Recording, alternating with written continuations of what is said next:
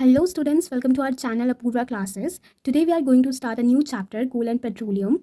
So let's see and let's start.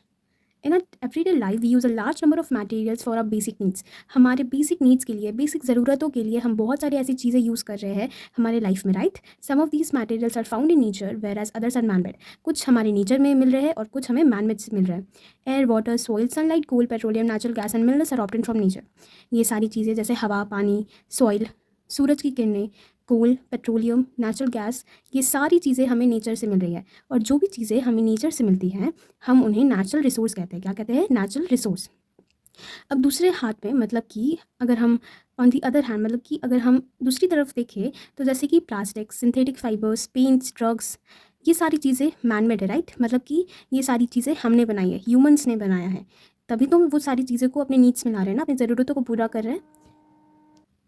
अब देखो, अब हम अभी हमने जो भी पढ़ा इससे हम क्या क्या समझे कि रिसोर्स जो होते हैं वो दो तरह के होते हैं, right? Natural resource and manmade resource. अब ऐसा समझो, ये जो नेचुरल रिसोर्स और मैनमेड रिसोर्स है, इस नेचुरल रिसोर्स में दो और रिसोर्सेज आते हैं, इनएक्सॉस्टेबल रिसोर्सेज एंड एक्सॉस्टेबल रिसोर्सेज. इनएक्सॉस्टेबल रिसोर्सेज मतलब वो सारी चीज़ें जो हमारे नेचर में अनलिमिटेड क्वांटिटी में हो, जो कभी भी ख़त्म नहीं हो सकती, राइट? जैसे कि पानी, हवा, ये सारी चीज़ें कभी ख़त्म नहीं हो सकती है, राइट? अब दूसरे में हम अगर देखें तो एक्सहॉस्टेबल रिसोर्सेज वो सारी चीज़ें होती है जो सारी लिमिटेड क्वांटिटी में हमें मिलती है, जैसे कि कोल, पेट्रोलियम, नेचुरल गैस. ये सारी चीज़ें बहुत जल्दी जल्दी मतलब ख़त्म हो सकती है अगर हम इसे अच्छे से यूज़ ना करें, राइट? मतलब ये जो एग्जॉस्टेबल रिसोर्स है ये लिमिटेड क्वांटिटी में हमारे पास रहता है और ये कभी भी एग्जॉस्ट हो सकता है, मतलब कभी भी ख़त्म हो सकता है, ठीक है? तो मतलब इन एक्सॉस्टेबल रिसोर्सेज क्या होते हैं? हमारे पास अनलिमिटेड क्वांटिटी में होते हैं, ठीक है? और एक्सॉस्टेबल रिसोर्सेज लिमिटेड क्वांटिटी में होते हैं और अगर हम उसका सही से यूज़ ना करें, केयरलेस करें उसके साथ, उस चीज़ों के साथ, तो वो कभी भी ख़त्म हो सकते हैं. अब हम थोड़ा सा बुक से देख लेते हैं. Anything in the environment which can be used called resources. हमारे इन्वायरमेंट में वो सारी चीज़ें जो हम यूज़ करते हैं हमारी नीड्स को पूरा करने के लिए, उन सभी चीज़ों को हम रिसोर्स कहते हैं. Okay, all the natural resource can be classified into two main groups. अभी हमने पढ़ा कि जो नेचुरल रिसोर्स होता है वो दो कैटेगरीज में उसे बांटा जाता है, एक inexhaustible natural resource and second one is exhaustible natural resource. The term inexhaustible means something which can not be use up completely. It means कि वो सारी चीज़ें जो हमारे नेचर में लिमिटेड नहीं अनलिमिटेड क्वांटिटी में हो, ठीक है? अनलिमिटेड क्वांटिटी में. Those natural resource which are present in unlimited quantity in nature and are not likely to be exhausted by human activities are called inexhaustible natural resource. मतलब वो सारी natural resource जो unlimited quantity में हमारे nature में present है, जो ख़त्म नहीं हो सकती. एग्जॉस्टेड का मतलब होता है ख़त्म, ठीक है? जो ख़त्म नहीं हो सकती, जो गायब नहीं हो सकती ह्यूमन एक्टिविटीज़ के द्वारा. मतलब जैसे बहुत सारे जैसे ह्यूमन एक्टिविटीज़ लाइक डिफॉरेस्टेशन, ठीक है? पेड़ क्यों कट रहा है? क्यों कार्बन डाइऑक्साइड का जो कार्बन डाइऑक्साइड हमारे इन्वायरमेंट में प्रेजेंट है वो क्यों ज़्यादा हो रहा है? हमारी ह्यूमन एक्टिविटीज़ के कारण, क्योंकि हम डिफॉरेस्टेशन कर रहे हैं, मतलब हम प्लांट काट रहे हैं. तो प्लांट कौन काट रहे हैं? ह्यूमंस. ये हो गए ह्यूमन एक्टिविटीज़ के द्वारा, मतलब हमारे द्वारा वो सारी चीज़ें, उसे हम इनएक्सॉस्टेबल नेचुरल रिसोर्स कहते हैं. तो हम इस पेज में हमने क्या समझा कि रिसोर्सेज क्या होता है, नेचुरल रिसोर्स क्या होता है, मैनमेड रिसोर्स क्या होता है, एक्सॉस्टेबल रिसोर्सेज क्या होते हैं, ठीक है? मैं एक बार फिर से रिपीट कर देती हूँ. कोल मतलब कोयला, पेट्रोलियम मतलब वो लिक्विड, वो ऐसा लिक्विड ब्लैक कलर का जो व्हीकल्स में डलाता है उसे चलने के लिए, ओके? मतलब उसे मूव करने के लिए. रिसोर्सेज कितना तरह के होते हैं? दो तरह के होते हैं, natural resource and manmade resource.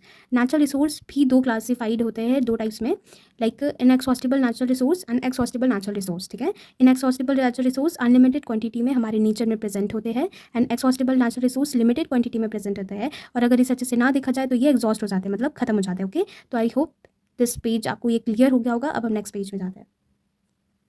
The examples of inexhaustible natural resource are sunlight, air and water.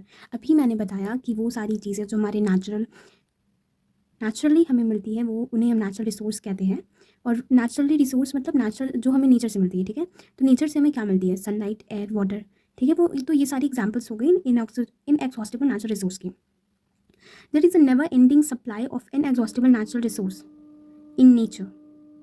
अभी मैंने बताया कि इसका कोई एंडिंग नहीं है, ठीक है? इनएग्जॉस्टेबल रिसोर्स का कोई एंडिंग नहीं है, वो कभी ख़त्म नहीं हो सकता. The inexhaustible resource can be used again and again. ये हम बार बार यूज़ कर सकते हैं. The last for ever the term exhaustible means something which can be used up completely. Exhaustible resource मतलब होता है जो हमारे नेचर में लिमिटेड क्वांटिटी में हो, ठीक है। तो हम डिफाइन कर सकते हैं those resources which are present in a limited quantity in nature and can be exhausted by human activities are called exhaustible natural resource. Some examples हैं नेचुरल एग्जॉस्टिबल नेचुरल रिसोर्स के, like coal, petroleum, natural gas, minerals, forest, wildlife etcetera. हम ये सब के भी बारे में पढ़ेंगे, मतलब ये तो चैप्टर ही है कि कोल एंड पेट्रोलियम क्या है, लेकिन ये सारी बेसिक चीज़ें हमें आनी चाहिए, right. In this chapter, we will study some exhaustible sources of energy like coal, petroleum, and natural gas. Coal, petroleum, and natural gas also called non-renewable source of energy. इस चैप्टर में हम कुछ exhaustible sources के बारे में पढ़ेंगे, जैसे कि coal, petroleum, natural gas. कोल, पेट्रोलियम और नेचुरल गैस को हम non renewable source of energy भी कहते हैं. This is because when all the coal, petroleum, and natural gas present under the earth will get used or exhausted, no more supply of these petroleum and natural gas present under the earth will get used up. इसका मतलब कि अगर सारी exhaustible natural resources या sources, जितनी भी चीज़ें exhaustible है, कोल, पेट्रोलियम, नेचुरल गैस, अगर सारी यूज्ड हो गई, ठीक है, अगर सारी यूज़ हो गई, सब खत्म हो गई, तो उसे फिर से रिन्यूड करने में बहुत मिलियंस ऑफ ईयर्स लग जाते हैं, बहुत मिलियंस ऑफ ईयर्स. इसीलिए इसे हम एग्जॉस्ट कह सकते हैं, मतलब कि ये खत्म हो जाएगा हमारे अर्थ में, राइट.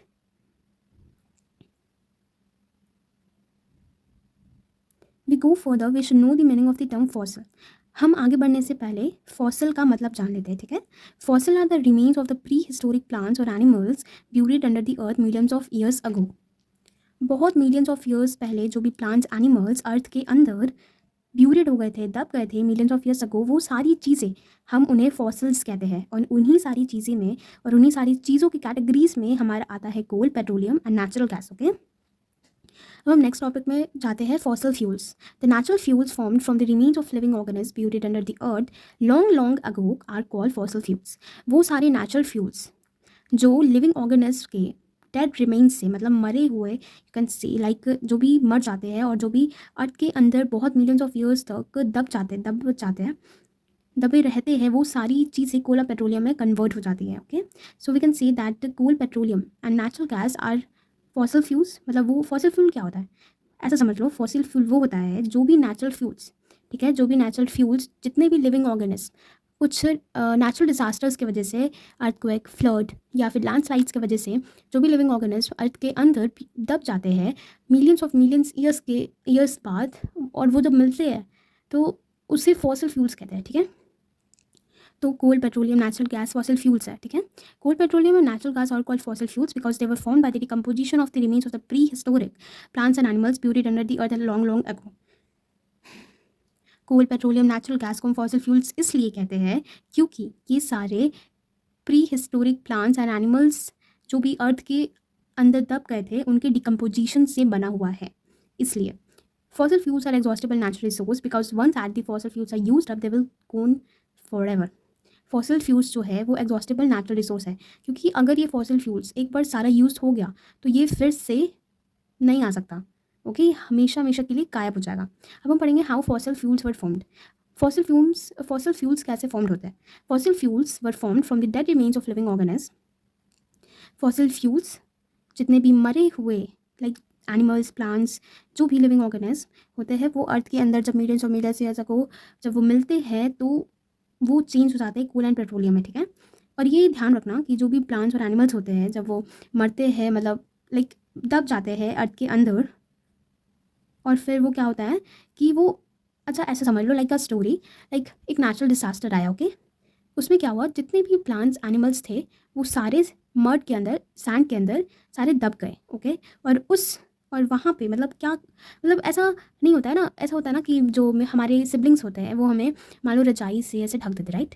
तो जब रजाई से ढकते तो सांस लेना बहुत प्रॉब्लम होता है, अंदर एयर प्रेजेंट नहीं होता है. लाइक वैसे ही जब जितने भी प्लांट्स और एनिमल्स होते हैं वो जब अर्थ के अंदर दब जाते हैं तो वहाँ पे एयर रीच नहीं कर पाता है, एयर पहुँच नहीं पाता है, और बहुत ज़्यादा हाई प्रेशर और हाई हीट होने की वजह से, अब हाई हीट क्या होता है, अब हाई हीट कैसे रहेगा अंदर अर्थ के.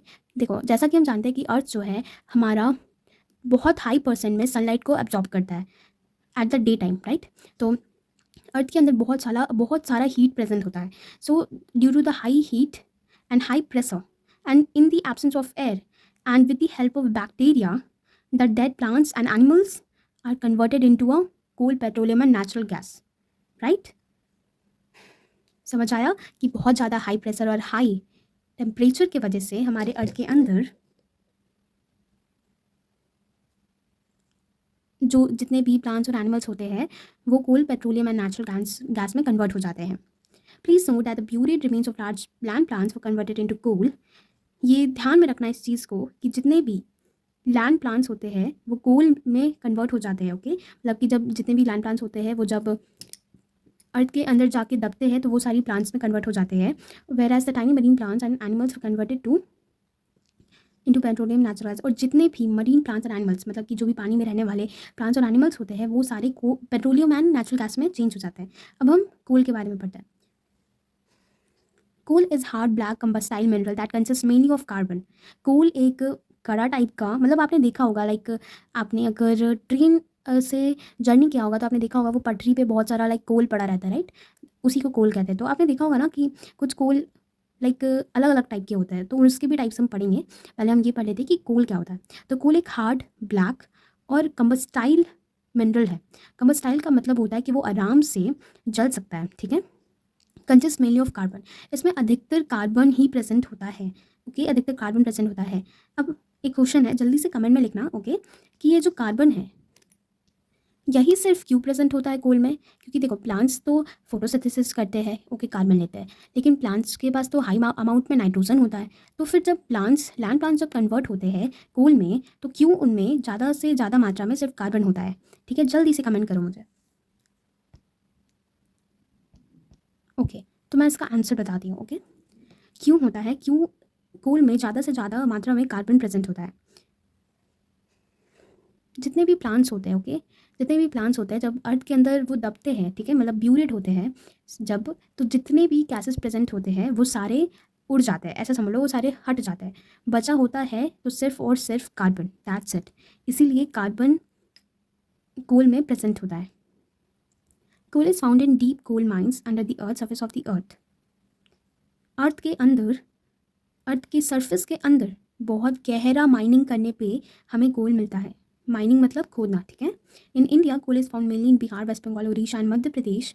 इंडिया में कोल अधिकतर वेस्ट बंगाल, उड़ीसा और मध्य प्रदेश में हमें मिलता है। Coal is found in abundance in a country and it is the most important source of energy in a country. Coal is found in abundance, ये जो कोल है ना, ये बहुत लार्ज, बहुत ज़्यादा मात्रा में हमारे कंट्री में पाया जाता है। और ये बहुत इंपॉर्टेंट सोर्स ऑफ एनर्जी है। क्यों, ये भी हम जानेंगे। ये बहुत इंपॉर्टेंट सोर्स ऑफ एनर्जी इसीलिए है, ये actually important source of solar energy है। क्योंकि देखो जो प्लांट्स होते हैं, ठीक है, वो फोटोसिंथेसिस के प्रोसेस से सोलर एनर्जी एब्जॉर्ब करते हैं। देन फिर वो जब अर्थ के अंदर ब्यूरिड होते हैं, देन फिर उनके पास एक सोलर एनर्जी होता है, इसीलिए जो कोल होते हैं वो जल पाते हैं। हाउ कोल वॉज फॉर्म्ड, अब हम पढ़ेंगे कि कोल फॉर्म कैसे होता है। Coal was formed by the decomposition of large plants and animals buried under the earth about 300 million years ago. जो कोल होता है वो लार्ज लैंड प्लांट्स और ट्रीज जब अर्थ के अंदर 300 मिलियन ईयर्स अगो तक रहते हैं, जब डिकम्पोज हो जाते हैं तो कोल फॉर्म्ड होता है। This happen as follow about 300 million years ago. ऐसा समझ लो, लाइक चलो हम एक स्टोरी सुनाते हैं, कोल का स्टोरी। करीब 300 साल पहले जो अर्थ था वो बहुत गहरा, बहुत घना जंगल था, ठीक है, बहुत घना जंगल था एक जगह। लेकिन वहाँ पे कुछ नेचुरल डिसास्टर के आने की वजह से, जैसे कि अर्थ वोल्केनोस फ्लड्स आने की वजह से जितने भी फॉरेस्ट थे वो अर्थ के अंदर ब्यूरिड हो गए और सैंड से कवर्ड हो गए एज मोर सॉइल डिपोजिटेड ओवर देम। और ये जो प्रोसेस है ना, ये मान लो 2-3 बार हुआ, ठीक है। तो जो भी अंदर डिपोजिटेड पहले से थे, ठीक है, जो भी अंदर पहले से डिपोजिटेड प्लांट्स और एनिमल्स थे वो धीरे धीरे दबते गए और फिर वो कोल में चेंज होते गए।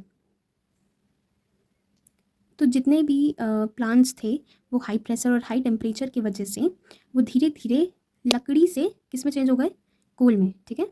और वो स्लो प्रोसेस जिससे जितने भी डेड प्लांट्स होते हैं, जो भी अर्थ के अंदर ब्यूरिड रहते हैं, और जब वो कोल में चेंज होते हैं, that is carbonisation. Okay, that process is called carbonisation. The slow process by which the dead plants buried deep under the earth have become coal is called carbonisation.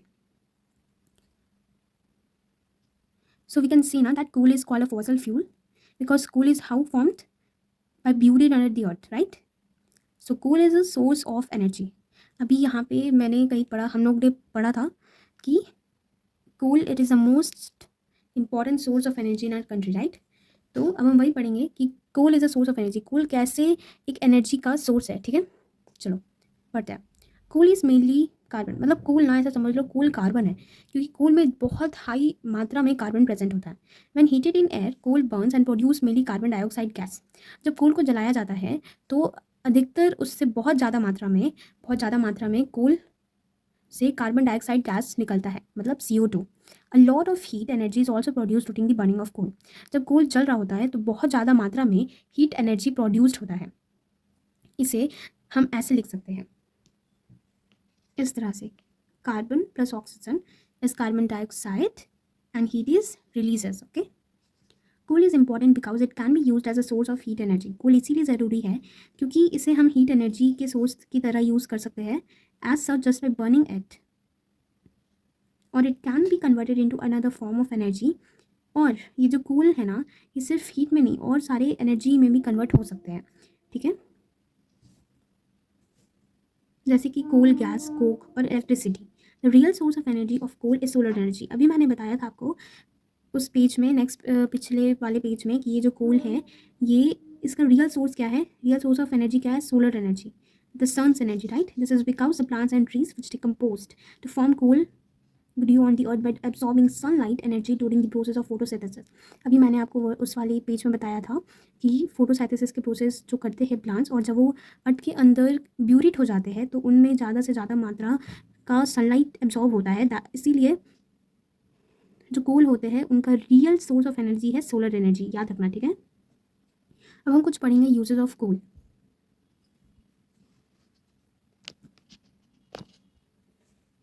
Coal is used as a fuel in homes and industry. Coal जो है ना वो Holmes में भी use होता है और industry में। आपने देखा होगा अगर आप गांव से होंगे तो, या फिर गांव गए होंगे तो, कि जो भी गांव में रहते हैं, या फिर ऐसा नहीं है, मतलब कुछ कुछ लोग ही आजकल गांव भी बहुत फैंसी हो गया, मॉडर्न हो गया है, लेकिन आज भी गांव में लोग जो है वो कोयले से खाना पकाते, राइट। कोयले से मतलब कि वो एक बर्निंग टाइप का वो चूल्हा होता है, उसमें वो कोल सारे रख के उसमें उसमें खाना पकाते हैं। तो कोल जो है वो होम्स में, इंडस्ट्रीज़ में भी बहुत हेल्प करता है, कुकिंग में हेल्प करता है। Coal is used as a fuel at thermal power for generating electricity. Power plants में भी, जो थर्मल पावर प्लांट्स होते हैं उसमें भी कोल बहुत बड़ा रोल प्ले करता है, फ्यूल की तरह काम करता है उसमें। Coal is use to make coal gas which is an important industrial fuel. Coal is use to make coke. ये जो कोल है ये कोक भी बनाने में बहुत हेल्प करता है। Earlier coal was use as a fuel to make steam to run steam engine of runs. बहुत साल पहले आपने, मतलब अगर आप कार्टून्स देखते होंगे छोटा भीम, तो उसमें दिखाया था एक बार कि जो ट्रेन होता है ना, पहले के ट्रेन जो इंजन्स होते थे वो सारे कोल से चलते थे। उसमें जो भी स्टीम होता था वो कोल से होता था, इसलिए उसको स्टीम इंजन ऑफ ट्रेन्स कहते थे। Coal was also use as a source of organic chemicals. तो मेन पॉइंट्स क्या है ऐसा समझो।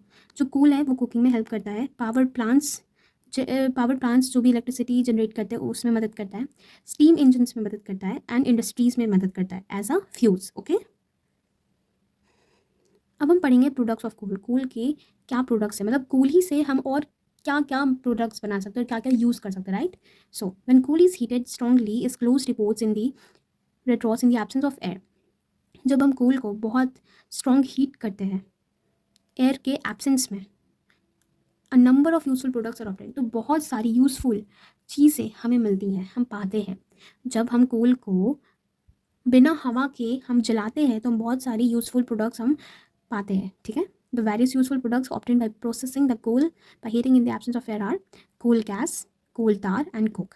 कोल gas and coal tar and coke are called products of coal. Coal gas, coal tar और Coke, ये सारे किसके प्रोडक्ट है, कोल के, ठीक है। These products are obtained when coal is heated in the absence of air.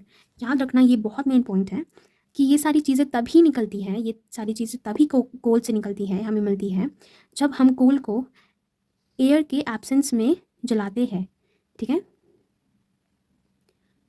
ये इसीलिए ना, क्योंकि जब जो कोल है वो हीट होता है, अगर अगर मान लो सोच लो, अगर जो कोल है, ठीक है, अगर हवा में हीट हुआ, ठीक है, in the presence of air, तो जो कोल है ना वो जल जाएगा और बहुत सारा कार्बन डाइऑक्साइड गैस प्रोड्यूस करेगा, और जितने भी हमारी यूजफुल प्रोडक्ट्स है, कोल गैस, कोल तार, कोक, वो सारी चीज़ें हम ऑप्टेन नहीं कर पाएंगे, ठीक है।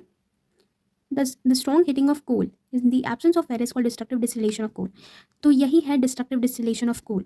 जब हम कोल को स्ट्रॉन्ग हीटिंग मतलब स्ट्रॉन्ग हीट करते हैं in the absence of air में, बिना हवा के, तो उस प्रोसेस को हम कहते हैं डिस्ट्रक्टिव डिस्टिलेशन ऑफ कोल, मतलब कि कोल के ही कुछ डिफरेंट प्रोडक्ट्स। ठीक है, अब हम धीरे धीरे करके अपने टॉपिक पे आते हैं। अब है कोल गैस।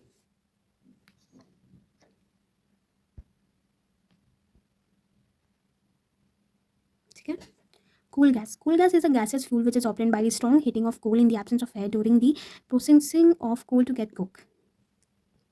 कोल गैस एक गैसियस फ्यूल है जो हमें मिलता है जब हम कोल को स्ट्रॉन्ग हीट करते हैं एब्सेंस ऑफ एयर में, during the process of coal to get coke. जब हम कोल को जला रहे होते हैं in the absence of air coke को लेने के लिए, मतलब जब हम कोल को जला रहे होते हैं कोक ऑब्टेन करने के लिए, तो जो गैस प्रोड्यूस होता है हम उससे कोल गैस कहते हैं। Coal gas is mainly a mixture of methane hydrogen with some carbon monoxide, high calorific value. ये जो कोल गैस है ये, इसमें मीथेन होता है, हाइड्रोजन प्रेजेंट होता है कुछ कार्बन मोनोऑक्साइड्स के साथ। जितने भी गैसेस प्रेजेंट है कोल गैस में वो सारे जल सकते हैं हीट प्रोड्यूस करने के लिए, due to which coal gas is an excellent fuel having high calorific value. इसीलिए ये जो कोल है ना, कोल गैस है, इसे हम एक्सेलेंट फ्यूल मानते हैं, right. Okay, so coal gas is used as a fuel in industries. Coal gas industries में भी यूज़ होता है फ्यूल की तरह, which are situated near the coal processing plants. When coal gas burns it also produces good amount of light. अब देखो, ये जब कोल गैस जो है ये जब चलता है तो ये बहुत अच्छे अमाउंट में लाइट प्रोड्यूस करता है। So in the past coal gas has also been use for lighting purpose. पहले के ज़माने में इसीलिए जो कोल होता था वो कुछ लाइटनिंग के पर्पज़ के लिए भी यूज़ होता था। जैसे कि वो लालटेन आपने देखा होगा शायद, लालटेन पहले के ज़माने में होता था जिसमें कोल को ऐसे जला के ऐसे करके रखते थे। अगर आपने देखा होगा तो आपको पता होगा। Coal gas was use for street lightning for the first time in London in the year 1810। 1810 में लंदन में कोल गैस का यूज़ हुआ था स्ट्रीट लाइटनिंग में। मतलब स्ट्रीट लाइटिंग आपको पता है ना कि जो हमारी स्ट्रीट्स में लाइट्स लगे रहते हैं, that is called street lighting. Okay, it was use for street lighting in New York around 1820 में ये न्यूयॉर्क में भी यूज़ हुआ था स्ट्रीट लाइटिंग की तरह। These days of coal gas is use as a source of heat rather than light. लेकिन आजकल जो कोल गैस है वो हीट से ज़्यादा लाइट के लिए यूज़ होता है। ठीक है, अब हम नेक्स्ट टॉपिक में बात करते हैं कोल tar. Coal tar is a thick black liquid have an unpleasant smell which is obtained by heating coal in the absence of air. आप यहाँ पे अगर पिक्चर में देख रहे होंगे ये है कोल तार। ठीक है, कोल तार मतलब ये मत समझ लेना कि तार और कोल, नहीं नहीं, कोल तार एक ऐसा, मतलब ये थिक सा है, मतलब इसका कंटेंसिटी बहुत ज़्यादा है। सो ये बहुत थिक ब्लैक लिक्विड है जिसका बहुत अजीब सा स्मेल है। ठीक है, which is obtained by heating coal in the absence of air, जो हमें तब मिलता है जब हम कोल को जलाते हैं एब्सेंस ऑफ एयर में। कोल tar is not a single compound. ये जो कोल तार है ये एक सिर्फ सिंगल कंपाउंड नहीं है। Coal tar is a mixture of about 200 carbon compounds और organic compounds. The useful carbon compounds, हम कुछ यूजफुल कार्बन कंपाउंड्स के नेम्स दिए हुए हैं यहाँ पे जो भी कोल तार में प्रेजेंट होते हैं, जैसे कि benzene, toluene, naphthalene, anthracene, phenol, aniline. Thus, the naphthalene balls used to repel moths and other insects in stored clothes, etc. आपने मतलब सुना होगा कि वो जो एक मम्मी मतलब कपड़े में नहीं रखती है, वो क्या बोलते हैं उसको, फिनाइल टाइप्स का रहता है, वो भी कोल तार का ही बना हुआ रहता है। The various compounds present in coal tar are separated by the process of fractional distillation. जो भी कोल तार में कंपाउंड्स प्रेजेंट होते हैं उन्हें हम सेपरेट कर सकते हैं by the process of fractional distillation. The compounds or products obtained from coal tar are used as starting material for manufacturing a large number of substances used in everyday life and industry. जो कोल तार है ना, कोल तार को बहुत सारी चीज़ें में यूज़ किया जाता है। बहुत सारी चीज़ें जो हमारे एवरीडे लाइफ में हम करते हैं, like synthetic fibre, synthetic dies, paints, photographic materials, drugs includes, drugs मतलब मेडिसिन्स। ओके, ये सारी चीज़ें बनाने के लिए, मैन्युफैक्चर करने के लिए कोल तार का यूज़ किया जाता है। ये सारे कोल तार के प्रोडक्ट्स हैं, आप कह सकते हो। ठीक है, मतलब कह सकते हो क्या, प्रोडक्ट्स ही है। The products of coal tar are used to make synthetic fibres.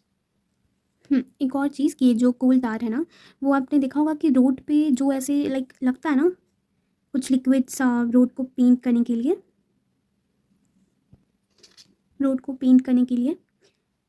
तो वो सारी चीज़ें, वो जो होता है वही कोल तार होता है। मतलब कोल तार अगर आप कभी भी देखो ना कि रोड पे ऐसा पेंट हो रहा हो मेटलिक टाइप्स का कुछ ब्लैक कलर का, तो समझ जाओ कि वो कोल तार है, ठीक है।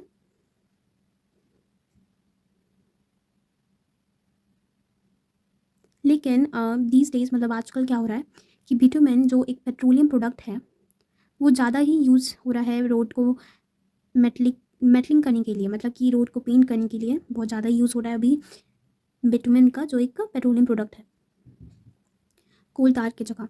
अब हम नेक्स्ट है हमारा coke. Coke is a tough and porous black solid substance. जो कोक है वो एक हार्ड सब्सटेंस है, मतलब कड़ा है, और उसके अंदर अंदर ना मतलब छेदा टाइप से, मतलब कि होल टाइप से, पोरस है वो, खसखसा टाइप से वो। Coke is prepared by heating coal in the absence of air. जितना भी ये दिमाग में घुसा लो कि जितना भी कोक का प्रोडक्ट्स निकलता है वो एब्सेंस ऑफ एयर में ही निकलता है। एब्सेंस मतलब कि हवा जब जहाँ ना हो, हवा के एब्सेंस में, ठीक है। when coal is heated in atmosphere and coal tar are eliminated and coke is left behind as a black residue। देखो, जब हम कोल को हीट करते हैं, ठीक है, इन द एब्सेंस ऑफ एयर, तो जब हम कोल को हीट करते हैं कोक बनाने के लिए, तो उस टाइम जो प्रोड्यूस होता है that is called coal gas, okay. And उसके बाद होता है कोल तार। फिर लास्ट में जो भी एकदम लास्ट स्टेज होता है कोल का, मतलब कि अब उससे ज़्यादा वो, मतलब एकदम लास्ट वो कोल का वो last residue that is called Coke, ठीक है।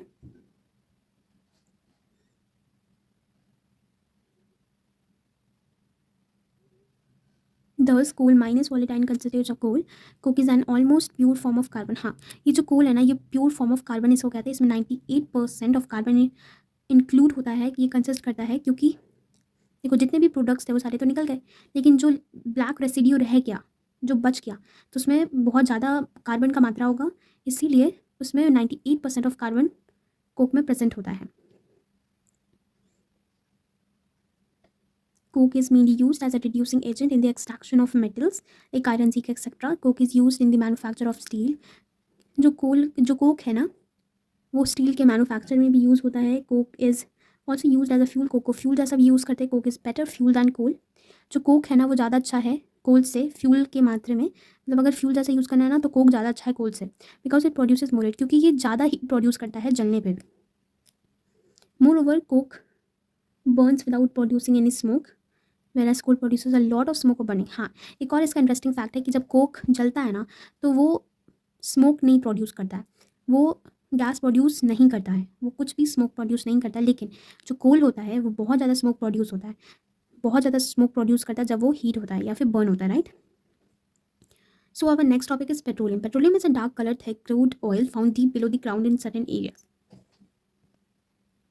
पेट्रोलियम एक dark colour thick crude oil है जो अर्थ के अंदर मिलता है हमें कुछ ही एरियाज में। It is an unpleasant odour. The name petroleum means rock oil, petra rock oleum oil. ये जो नेम है पेट्रोलियम, इसका मतलब होता है रॉक ऑयल। पेट्रा मतलब रॉक एंड ऑलियम मतलब oil. It is called petroleum because it is found under the crust of the earth trapped in rocks. इसको पेट्रोलियम इसीलिए कहते हैं क्योंकि ये अर्थ के क्रस्ट में मिलता है, जो बहुत सारे रॉक्स से ट्रैप्ड होता है, राइट, दबा हुआ होता है, पकड़ा हुआ होता है। Petroleum is not a single chemical compound. Petroleum भी सिंगल केमिकल कंपाउंड नहीं है। Petroleum is a complex mixture of compounds known as hydrocarbons. Petroleum hydrocarbon से बना हुआ है, हाइड्रोकार्बन के कंपाउंड से बना हुआ है। हाइड्रोकार्बन्स वो होते हैं like a mixture of hydrogen and carbon, okay. Petroleum is insoluble in water. Petroleum जो है वो पानी में नहीं घुल सकता है, इनसॉल्युबल है। Petroleum is a natural resource obtain from deep in oil wells. Petroleum एक नेचुरल रिसोर्स है जो हमें बहुत गहरा जो ऑयल वेल्स होता है वहाँ पे मिलता है। बहुत अंदर हमें माइनिंग करना पड़ता है अर्थ के अंदर, तब पेट्रोलियम जाके मिलता है। Just like coal, petroleum is also fossil fuel. Petroleum भी जस्ट लाइक वैसा ही है, बस इसमें कुछ ही डिफरेंसेस हैं। Like coal is a substance and petroleum is a thick liquid, okay. तो वी कैन सी ना that petroleum and coal is also fossil fuels. ये समझ लो कि जो पेट्रोलियम है उसे क्रूड ऑयल भी कहते हैं एंड मिनरल ऑयल भी कहते हैं। How petroleum was formed? Petroleum was formed by the decomposition of the remains of tiny plants and animals buried under the sea millions of years ago. जो भी समुद्र के अंदर जितने भी टाइनी प्लांट्स और एनिमल्स होते हैं वो जब दब जाते हैं बहुत सालों तक तो फिर पेट्रोलियम वो चेंज हो जाता है, ठीक है. It is believed that millions of years ago the tiny plants and animals which lived in the sea died. Their dead bodies sank to the bottom of sea and were soon covered with mud and sand. ये माना जाता है कि बहुत साल पहले जितने भी छोटे प्लांट्स और एनिमल्स थे वो जब जितने भी सी में जीवित थे, लीव पहले रहते थे, वो सारे मर गए और फिर उनके जो डेड बॉडीज़ थे वो बहते हुए समुद्र के में फिर वो मड से सैंड से कवर होके और बहुत ज़्यादा हाई प्रेशर और हाई हीट की वजह से और एक्शन ऑफ बैक्टीरिया के कुछ एक्शंस की वजह से और in the absence of air the dead remains of plants and animals were slowly, और जितने भी डेड रिमेन्स प्लांट्स और एनिमल्स थे वो धीरे धीरे पेट्रोलियम में कन्वर्ट हो गए. The petroleum thus formed caught trapped between two layers of impervious rocks, non-porous rocks formed and forming an oil deposit. So our next topic is occurrence and extraction of petroleum. Petroleum occurs deep under the surface of earth between two layers of impervious rocks. Impervious rocks के बीच में petroleum पाया जाता है, ठीक है. Petroleum is lighter than water.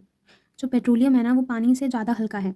तो ये क्या होता है, ये पानी में बह जाता है, मतलब पानी के ऊपर ये बह सकता है. और हम जानते हैं कि ये जो पेट्रोलियम है वो इनसॉल्युबल है, वाटर के साथ तो घुलेगा भी नहीं. Petroleum oil deposits are usually found mixed with water, salt and earth particles. जब पेट्रोलियम हमें मिलता है तो ये अधिकतर पानी, सॉल्ट और कुछ अर्थ के पार्टिकल्स जैसे सैंड से कुछ घुला मिला मिलता है. Petroleum does not occur in all the places of earth. Petroleum सब जगह हमारे अर्थ के सब जगह में पेट्रोलियम नहीं पाया जाता है. It is found in only certain areas of earth. ये कुछ ही एरियाज में पाया जाता है हमारे अर्थ में. Natural gas occurs above the petroleum oil trapped under the earth, under the rocks. Natural gas जहाँ पाया गया ऐसे समझ लो वहीं पे पेट्रोलियम हमें मिलेगा, वहीं पे रॉक्स के अंदर पेट्रोलियम है, ठीक है. क्योंकि जो नेचुरल गैस होता है वो पेट्रोलियम के जस्ट ऊपर होता है. Petroleum is extracted by drilling holes called oil wells in the earth crust, whereas the presence of oil has been predicted by survey. ये जो पेट्रोलियम है ना ये एक्सट्रैक्ट होता है, मतलब हमें तभी मिलता है. कैसे मिलता है? By drilling holes. एक पतला सा पाइप होता है ऑयल वेल्स टाइप का, वो अर्थ क्रस्ट के अंदर उसको डाला जाता है, ड्रिल किया जाता है, तो उसके बाद फिर पेट्रोलियम निकलता है. The oil wells were drill by using drilling rings. A drilling ring is a large structure with equipment for drilling an oil well, when an oil well is drilled through the rocks, natural gas comes out with a great pressure for a time. जब oil well rocks में drill हो जाता है तो सबसे पहले natural gas बहुत ज़्यादा प्रेशर से सबसे पहले ऊपर आता है. फिर जो क्रूड पेट्रोलियम ऑयल है वो अपने आप उस गैस प्रेशर की वजह से अपने आप वो ऊपर आ जाता है. After the gas pressure has subsided, petroleum is pumped out of the oil well. जब ये गैस जो भी प्रेजेंट होता है ये प्रेशर की वजह से ऊपर आ जाता है तो फिर वो जो पेट्रोलियम होता है वो अपने आप पम्प्ड होके, मतलब उछल के, मतलब पम्प्ड लाइक बहुत ज़्यादा हाई प्रेशर की वजह से ऑयल वेल के थ्रू वो भी ऊपर आ जाता है. Some wells dug into the earth yield both petroleum and natural gas, but some wells it's only natural gas but no oil. लेकिन कुछ जगह ना सिर्फ नेचुरल गैस ही प्रेजेंट होते हैं. ज़रूरी नहीं है कि सब जगह जहाँ पे नेचुरल गैस मिला वहीं पे पेट्रोलियम मिलेगा. कभी कभी जहाँ नेचुरल गैस मिलता है वहाँ पे पेट्रोलियम प्रेजेंट नहीं होता है. Early drilling of oil wells was done only on land. Later on, oil wells were also drilled under the seabed by using new techniques. Thus, some of the oil wells are now drilled under the sea for the extraction of petroleum. अब क्या हो रहा है ना कि अब सी के अंदर, सी बेड जो है ना उसके अंदर भी ड्रिल होना था. मतलब आजकल के न्यू टेक्निक्स में जो भी सी बेड है उसके अंदर भी ऑयल वेल्स को ड्रिल करके पेट्रोलियम निकाला जा रहा है. आप देख सकते हो ये पिक्चर में, ये पिक्चर आपको अगर दिख रहा होगा तो ये ड्रिलिंग रिग है, ये है आपका ऑयल वेल. ओके, ये यहाँ पे नेचुरल गैस प्रेजेंट है और यहाँ पे जस्ट नेचुरल गैस के नीचे पेट्रोलियम प्रेजेंट है. यहाँ पे पानी है, ये अर्थ क्रस्ट है हमारा, ये देखिए इम्पेरिवियस रॉक एंड दिस इम्पेरिवेरियस रॉक्स। सो इन दोनों इम्पेरिवेरियस रॉक के ही बीच में पेट्रोलियम और नेचुरल गैस हमें मिलता है, ठीक है। The world's first oil well was drilled in Pennsylvania USA in 1859 में। पेंसिल्वेनिया एक जगह है यूएसए में जहाँ पे 1859 में सबसे पहला ऑयल वेल ड्रिल हुआ था पेट्रोलियम को निकालने के लिए। 8 ईयर्स लेटर, 8 साल बाद 1867 में मक्कुम असम में एक जगह है, वहाँ पे ऑयल वेल ड्रिगिंग हुआ था, वहाँ पे भी पेट्रोलियम निकला था। In India petroleum at Assam Gujarat Mumbai high offshore area near the basins of Godavari and Krishna rivers. India में अधिकतर जो पेट्रोलियम है वो असम में, गुजरात में, मुंबई के जो पानी वाले जगह होते हैं, पानी के किनारे, समुद्र के किनारे, वो वाली जगह पे, the near basins of Godavari and Krishna reverse, और जो गोदावरी और कृष्णा रिवर्स है उसके पास वाली जगह में अधिकतर पेट्रोलियम मिलता है। The offshore oil bearing area called Mumbai high is located in high seas of Mumbai city.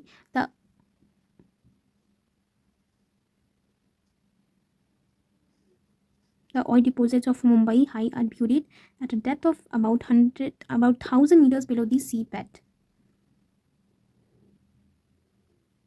Mumbai के हाई में बहुत ज़्यादा मात्रा में ऑयल मिला था, 1,000 मीटर्स वो सी बेड के नीचे गया था oil spill. A special platform of steel has been erected in Mumbai High Sea to pump out petroleum from the under the seabed.